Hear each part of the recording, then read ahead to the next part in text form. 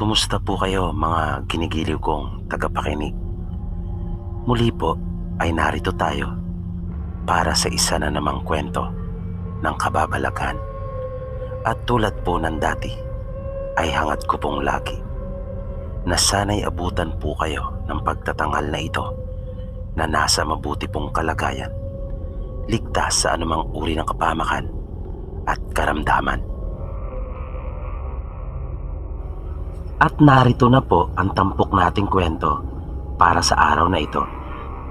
Ibinahagi ng isa rin nating masugid na taga-subaybay. Natatawagin nating si Emmaline. Halina at atin pong tungayan. Kumusta po kayo, Sir PB? Ang ibabahagi ko pong kwento ay nangyari mahigit isang dekada na ang nakakalipas. Kasalukuyan po akong nagdadalang tao noon sa aming panganay na anak. Nakatira po kami nung mga panahon na iyon sa Cavite, pero nangungupahan lang po kami. Mula po sa kalsada ay may lalakarin pa papasok sa amin at magkakahiwalay din ang mga bahay doon. Ang asawa ko po ay sa pabrika ng mga karton nagtatrabaho at madalas ay gabi na ito kung umuwi. Kaya nagpasya kami na kunin ang nakababata niyang kapatid na babae para may makasama ako sa bahay. Minsan, habang nagwawalis ako sa harapan ng bahay namin, ay may dumaang nagtitinda ng saging na nakakariton. Tinawag ko ang atensyon nito at sinabi kong ako ay bibili. Huminto naman siya at lumapit ako. Isa itong matandang lalaki. Itinanong ko kung magkano, ngunit parang hindi ako nito narinig. At nakatingin siya sa tiyan ko. Kung kaya inulit kong minsan pa ang aking sinabi. Doon pa lang siya tila nahimasmasan at sinagot ako. Habang pumipili ako ay narinig kong sinabi niya na napakagandang batang babae ang anak ko. Kung kaya nagtaka ako kung paano niya nalaman ang kasarian ng aking anak. Dagdag na saad pa nito ay panganay daw namin na anak iyon. Kaya medyo nahiwagaan na ako sa matandang lalaki. Pagkatapos kong makapamili at mabayaran ang binili ko, ay nagpahabol pa ito na ingatan ko raw ang aking anak dahil sa lubha raw delikado. Nang marinig ko iyon ay tumalikod na ako at nagmamadaling pumasok ng bahay. Kinilabutan talaga ako sa mga sinabi ng matanda. Kinagabihan, habang tinutulungan ako ng hipag ko sa kusina, ay narinig kong kumalampag ang mga planggana at balde sa labahan namin. Sa likod kasi ng aming lutuan ay naroon ang aming banyo at labahan. Wala pa noon ang asawa ko. Sumilip ako sa pintuan upang alamin kung ano ang dahilan ng pagkalampag ng mga gamit namin doon. Wala naman akong nakita, pero naramdaman ko ang isang napakalamig na simoy ng hangin. Dahil doon ay isinara ko na ang pinto. Makaraan lang ang ilang minuto ay narinig ko namang may kumatok sa pintuan namin sa harapan. Inutusan ko yung hipag ko na pagbuksan at malamang ay kuya na niya iyon. Habang ako naman ay patuloy na inaasikaso yung aming hapunan. Nagtanong pa ako kung gusto na ba nilang kumain, pero sumagot yung hipag ko na wala pa raw yung kanyang kuya. Kaya nagtaka ako kung sino yung kumatok. Tinanong ko siya kung kanya rin bang narinig yung pagkatok na iyon sa aming pinto. Sinabi nito na kanya nga ring narinig iyon, pero pagbukas daw niya ay wala naman siyang nakita. Medyo bumilis ang tibok ng puso ko nung mga oras na iyon. Pero pilit kong pinakalma ang sarili at inisip ko na lang na baka may batang nagbibiro Pero mga ganong oras ay alam kong wala nang bata talaga na naglalaro pa sa labas. At nasa kani-kanila ng mga bahay. At wala naman siguro magtsatsaga na pumunta pa sa amin para gawin lang ang bagay na iyon. Maya-maya ay may kumatok uli sa pinto. Naglakas loob ako na ako na mismo ang magbukas. Dahan-dahan kong nilapitan ang pinto at tinanong kung sino ang nasa labas. Sumagot naman ito at asawa ko na pala. Pagpasok niya ay agad ko siyang tinanong kung kanina pa ba siya nasa labas. Sinabi naman niyang hindi at kararating lang daw niya. Nagtanong ito kung bakit ko raw naitanong. Sinabi ko na lang na wala naman. Nang natutulog na kami, ay nagising ako nang makaramdam ako ng panlalamig at sinubukan kong kapain yung kumot. Nang wala akong makapa, ay nagdesisyon akong umupo para alamin kung saan naroon ang kumot. Nang biglang napasigaw ako dahil sa may nakita akong nakatayo sa gilid ng higaan namin. Pero nang magising ang asawa ko, ay bigla iyong nawala. Tinanong niya ako kung bakit ako sumigaw. Sinabi ko sa kanya na may nakita akong nakatayo sa higaan namin. Sinabi niya na baka namalikmata lang daw ako dahil sa wala namang naroon kundi kaming dalawa lang. Kanya pang ang binuksan ng ilaw upang patunayan sa akin na walang ibang naroon. Pero sinabi ko sa kanya na nakita ko talaga na hulmado ang katawan ng tao at nakatayo sa gilid ng higaan namin. Pinakalma niya ako at sinabing baka anino lang iyon ng mga bagay na nasa loob ng kwarto namin. Kinaumagahan, bago umalis ang asawa ko, ay binilinan ko ito na umuwi ng maaga at wag na munang mag-overtime. Pumayag naman ito at sinabing maaga siyang uuwi. Malakas kasi ang kutob ko na baka inaaswang ako. At yung matandang napagbilang ko ng saging ang pinaghihinalaan ko na siyang gumagawa noon sa akin. Nang mga bandang 10:00 na ng umaga, ay nakita ko muling dumaan ang matanda. Nakaupo ako noon sa upuan sa labas ng bahay at kasalukuyang nagbabasa ng libro.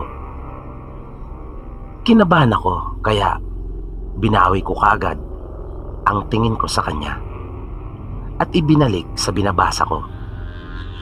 Biglang narinig ko ang boses nito at nagtatanong kung hindi ba raw ako bibili.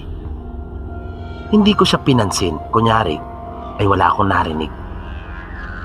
Pero muli itong nagtanong. Sinabi ko na hindi po muna. Naisip ko kasi na baka mabastusan naman ito sa akin. Kung kaya sumagot na rin ako. Sinabi ng matanda na sige na raw. Bumili na ako at ibibigay na lang daw niya sa akin ng mura. Sinabi ko naman na wala akong pera kasi wala pang sweldo. Nagsalita uli ang matanda at sinabing kanya raw ipapautang sapagkat mabuti raw ang prutas para sa amin ng anak ko.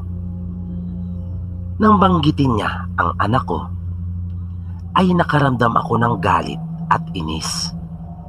Nakulitan na ako sa matanda. Ayaw niya talagang umalis. Kung kaya, tumayo ako at nilapitan na siya. Paglapit ko, ay hindi ko maunawaan kung bakit parang nawala ang galit ko. Kung kanina ay iritang-irita na ako sa kanya at kaya nga ako lumapit para pagsabihan ko na sana ito. Pero bakit nawala na lamang bigla ang lahat ng iyon? Sinabi niya sa akin na bayaran ko na lang raw kung kailan ako magkapera. Ang mahalaga ay makain ko daw iyon para sa aming dalawa ng anak ko.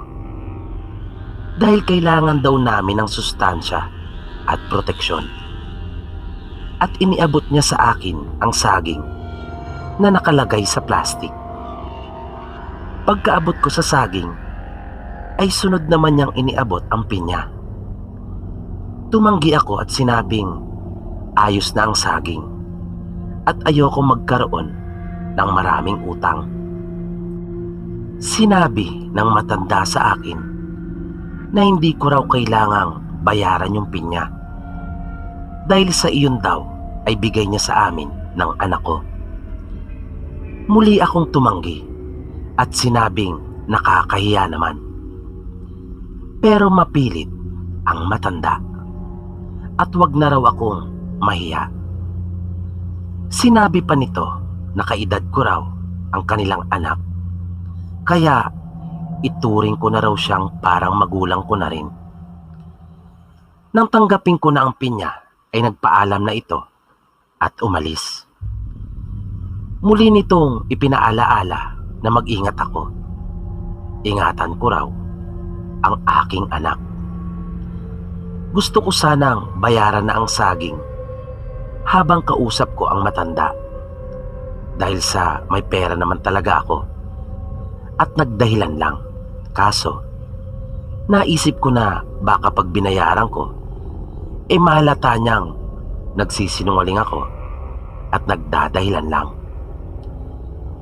Nung tanghali ay sabay kaming kumain ng hipag ko. Habang kumakain ay may narinig kaming tumatawag sa labas ng bahay. Kung kaya pinapuntahan ko muna iyon sa aking hipag. Maya-maya bumalik ito at sinabing yung may-ari ng bahay. Nagtaka naman ako dahil sa isang linggo pa bago magkatapusan. Lumabas ako para kausapin siya. Pinatuloy ko ito at tinanong kung ano ang kanyang pakay. Sinabi ko rin na tila napaaga yata ang kanyang pagpunta. Sinabi ng may-ari ng bahay na mangangamusta lang daw ito at nagtanong kung mayroon ba kaming problema tungkol sa bahay. Sinabi ko sa kanya na wala naman. Maayos naman ang lahat. Pinansin niya rin ang tiyan ko at sinabing mag-ingat daw ako. Hanggat maaari daw ay iwasan ko makipag-usap sa ibang tao. Lalo na raw yung mga hindi ko kilala. Nang malaman niya na kumakain ako ay nagpaalam na ito. Niyaya ko pa nga itong kumain ngunit tumanggi. Kung kaya pinabaunan ko na lang ito ng saging at pinya. Pero inilapag niya iyon sa lamiseta namin sa sala. At sinabing wag na raw akong mag-abala pa. At dahil sa malapit lang naman daw ang sa kanila. Sa labasan lang kasi ang bahay nila. Malapit sa kalsada. Kinagabihan ay maagang umuwi ang asawa ko. Naging normal ang lahat at wala akong naramdamang kakaiba. Araw-araw ay dumaraan pa rin ang matanda sa amin at tumihinto talaga sa tapat. Kahit anong pag-iwas ang gawin ko ay mapilit ito. Lagi ko kasing natatandaan ang paalalang sinabi sa akin ng may-ari ng bahay na iwasan kong makipag-usap sa ibang tao, lalo na sa hindi ko lubusang kakilala. Kaya lang ay talagang mapilit ang matanda. At kapag nakakaharap ko na ito, ay napapanatag ang loob ko. At binayaran ko na ang utang ko sa kanya at hindi na muling umutang pa. Lagi ko na iyong binabayaran at hindi na ako nagdadahilan na walang pera. Dahil sa totoo lang ay nakakaramdam din ako ng awa sa matanda. Dahil kahit sa edad niyang iyon ay nagsisikap pa rin itong magtrabaho. Nang sumunod na gabi, kasalukuyan ako noong nakahiga na sa kwarto namin at nagbabasa ng libro. Habang yung asawa ko naman, dahil sa napakamaalinsangan nung gabing iyon, ay nagpasyang maligo. Nakaupo ako noon sa higaan namin habang nakasandal sa dingding. Seryosong-seryoso ako noon sa binabasa ko nang bigla akong makaramdam ng tila may naglalakad sa gilid ng bahay. Mabigat ang mga yabag noon at parang papunta ito sa likod bahay. Kung kaya hinawi ko kaagad ang kurtina ng bintana. Sa pagitan ng mga jealousy ay wala naman akong makita. Ngunit napasigaw na lang akong bigla dahil sa pagkagulat nang makita ko ang isang pusa na wala naman ito doon ng pagsilip ko. At nakatitig ito sa akin na nang bugawin ko ay parang nagalit pa ito at umangil sa akin. Napansin ko rin na nagtayuan ang mga balahibo nito. Ilang sandali lang ay naramdaman ko nang pumasok sa kwarto ang asawa ko. Kung kaya napatingin ako sa kanya. Agad niya akong tinanong kung ano daw iyon at bakit daw ako sumigaw. Sinabi ko sa kanya na nagulat ako sa pusa. Kung kaya binaliwala niya lang ang mga sinabi ko dahil sa pusa lang naman daw pala. Pero ipinaliwanag ko sa kanya na masama ang kutob ko dahil sa parang hindi iyon karaniwang pusa. Nang silipin niya iyon sa bintana ay wala na iyon doon. Dahil sa pangyayaring iyon ay nawalan na ako ng gana pang magbasa. Kung kaya nahiga na ako at di ko na namalayang nakatulog na rin ako. Nang sumunod na araw ay nagtaka ako kung bakit hindi dumaan sa amin ang matanda. Kinagabihan noon habang nasa kusina kami ng hipag ko ay nagulat na lang kami sa sunod-sunod na pagkatok sa pintuan namin. Kaya halos mag-unahan kami ng hipag ko sa pagpunta sa sala para buksan ang pinto.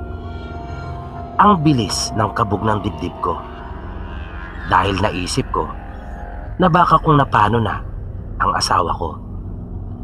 Pero laking pagtataka namin nang wala namang naroon pagbukas ng pinto at sinalubong pa kami ng napakalamig na simoy ng hangin. Kaya mabilis ko ring isinara ang pinto. Pagkasara noon ay nagkalampagan naman ang mga kagamitan namin sa likuran.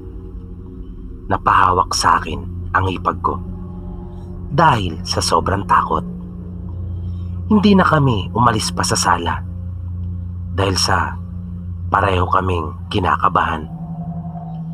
Mga ilang minuto rin ang lumipas na natiling tahimik ang buong paligid. Di nagtagal ay napatingin ako sa hipag ko. Sa mahinang boses ay tinanong ko siya kung kanya rin bang naririnig ang naririnig ko. Tinanong niya ako kung ano raw ang aking sinasabi. Kaya sinenyasan ko siya at kapwa kami tumahimik. Bigla siyang napatanong sa akin kung ano raw iyon. Kaya nasiguro ko na tama nga. May naririnig nga ako. At iyon ay naririnig na rin ngayon ng hipag ko. Sinabihan ko siyang samahan niya ako sa kusina. Gusto kong makatiyak na nakasarado ang pinto doon na mabuti. Nang naroon na kami sa kusina, ay naririnig namin ang mga yabag na parang nagpapabalik-balik ito. Na naisip kong naghahanap marahil ng mapapasukan. At kasabay ng mga yabag na iyon, ay patuloy naming naririnig ang huni, na alam kong huni iyon ng isang aswang. Kahit ang hipag ko ay pamilyar pala sa tunog na iyon dahil sa kanilang probinsya. At isa pa, wala namang hayop na maaring lumika noon doon sa bahay namin.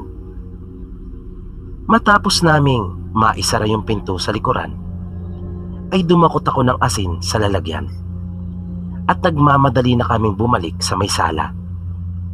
Nagpatuloy pa iyon ng halos mahigit 1 oras. At sa kalagitnaan noon, ay naramdaman kong biglang sumakit ang aking tiyan. Nanalangin ako nang makita ng hipag ko na ako'y nahihirapan na dahil sa pananakit ng aking tiyan, ay kinuha nito ang asin sa kamay ko at naglakas loob na isinaboy iyon sa gilid ng bahay namin. Ibinukas lang niya ng bagya ang jalousie ng mga bintana.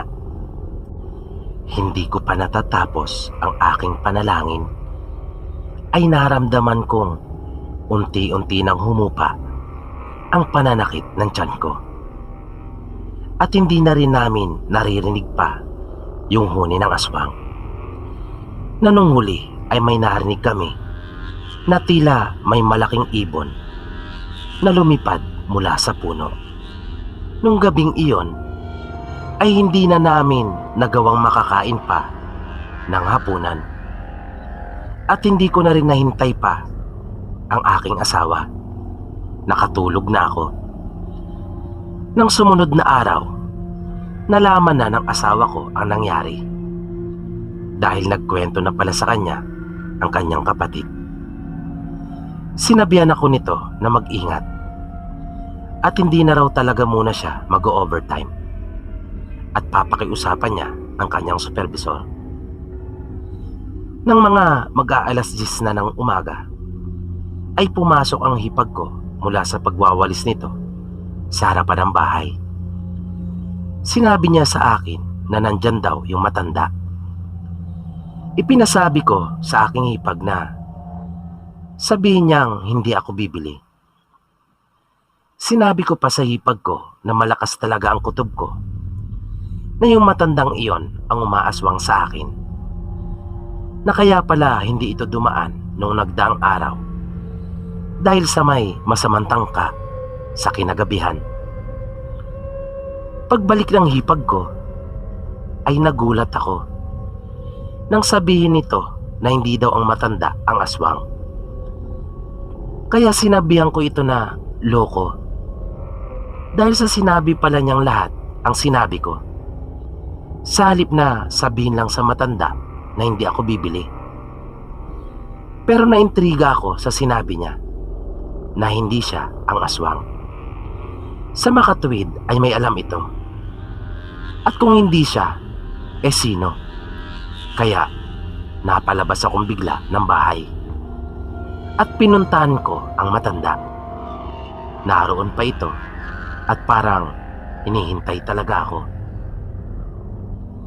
Agad ko itong tinanong na kung hindi siya ang aswang ay sino.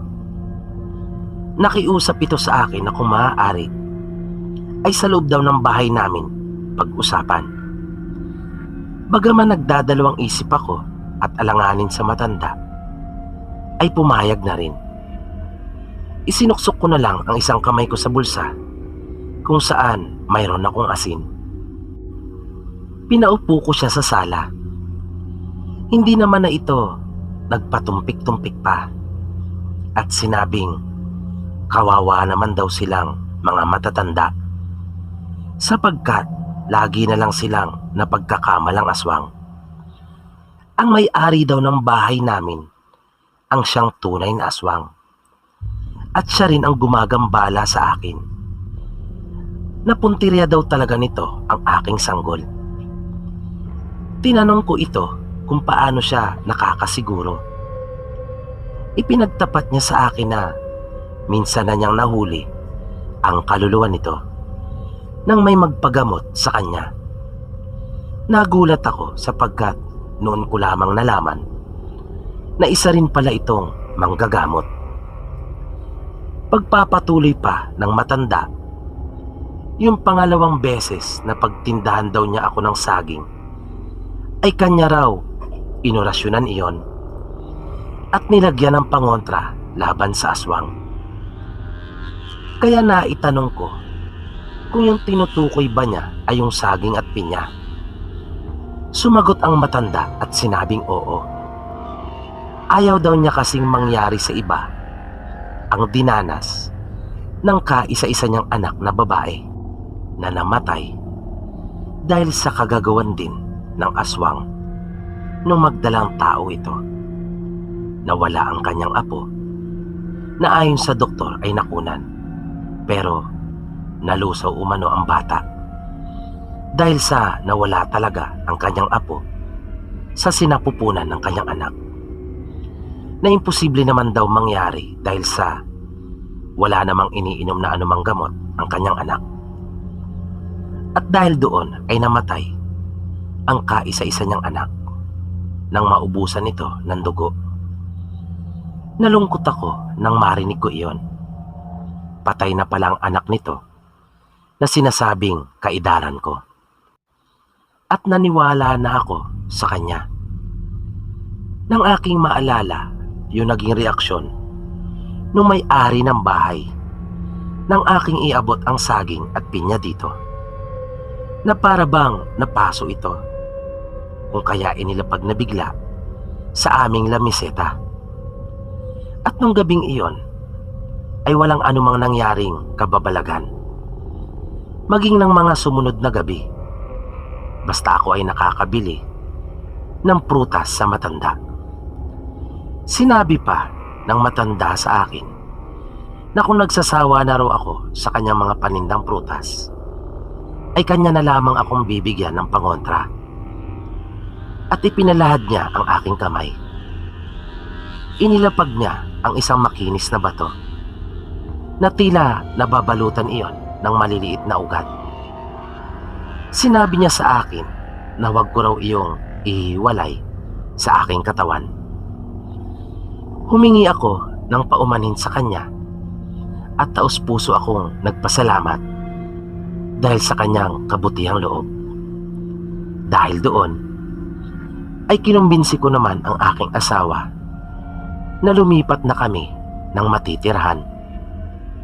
Hindi dahil sa wala po akong tiwala sa ibinigay sa akin na pangontra, kundi upang makaiwas na rin.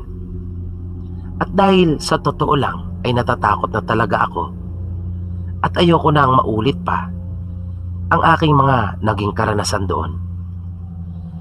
Makaraan nga ang ilang araw ay nakahanap na rin ang asawa ko ng aming bagong malilipatan.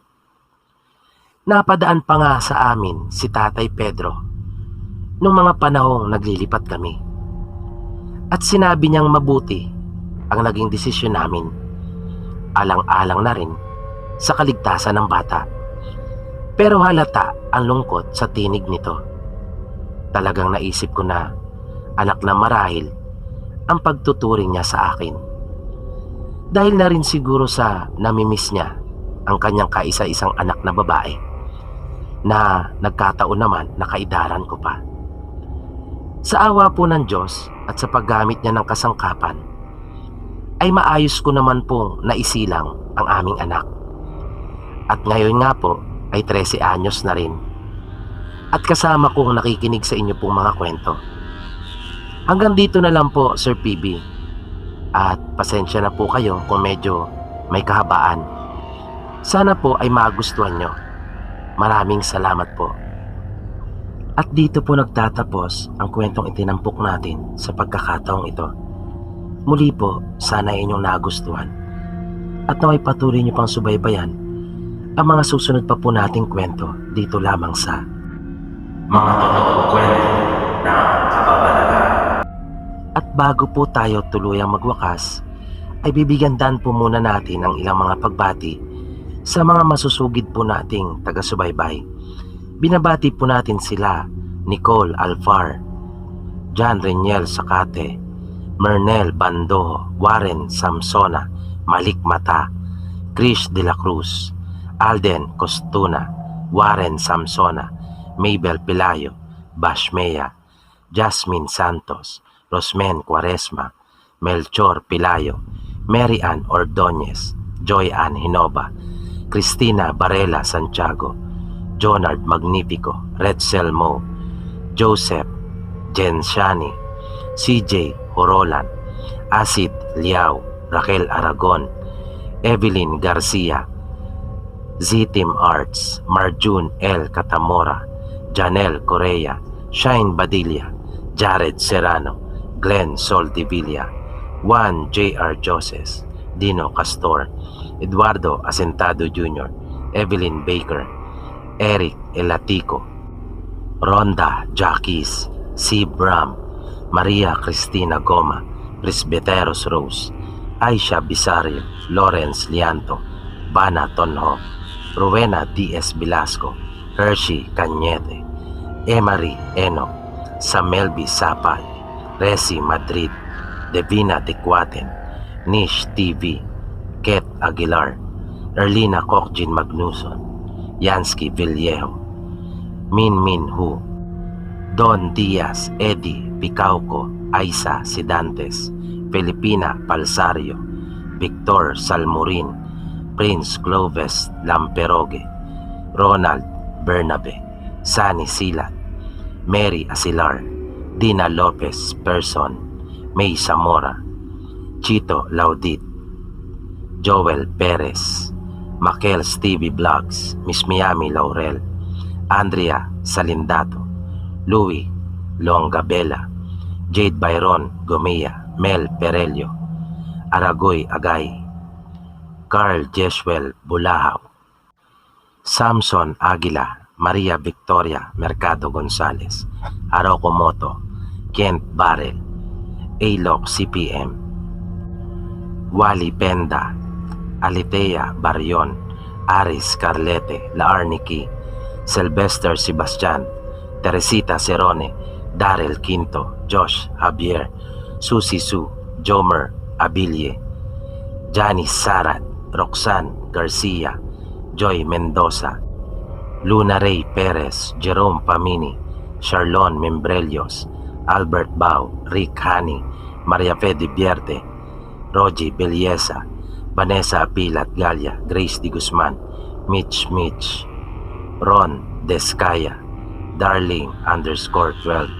Lloyd Ambuayan, Bonsai ng Sapian, Reggie Rosal, General Luna. Binabati ko rin po at pinapasalamatan ang lahat po ng patuloy na nakikinig at sumusubaybay sa atin pong mga kwento. Gayun din sa atin pong mga kababayan na OFW at Marino sa buong mundo. Maging ang ating mga silent listeners. Mabuhay po kayong lahat. Maraming salamat po at hanggang sa muli.